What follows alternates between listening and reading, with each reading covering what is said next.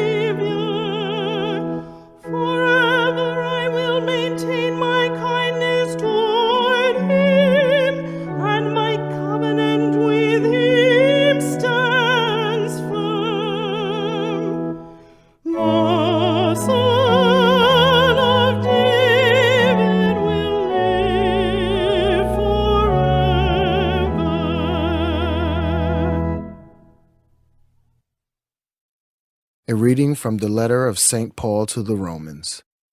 Brothers and sisters, it was not through the law that the promise was made to Abraham and his descendants that he would inherit the world, but through the righteousness that comes from faith.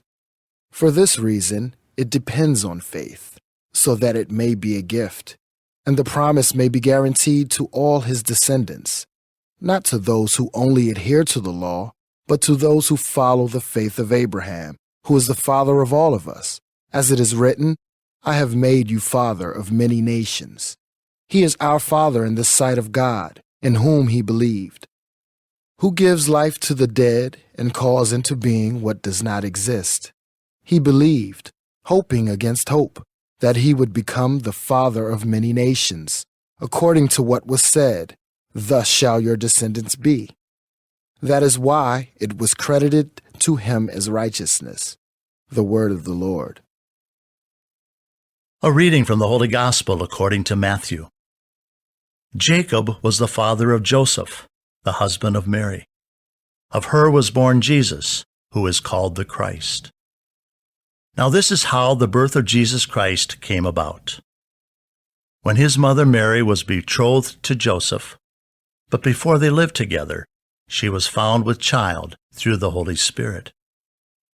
Joseph, her husband, since he was a righteous man, yet unwilling to expose her to shame, decided to divorce her quietly. Such was his intention when, behold, the angel of the Lord appeared to him in a dream and said, Joseph, son of David, do not be afraid to take Mary your wife into your home, for it is through the Holy Spirit that this child has been conceived in her. She will bear a son, and you are to name him Jesus, because he will save his people from their sins." When Joseph awoke, he did as the angel of the Lord had commanded him, and took his wife into his home. The Gospel of the Lord.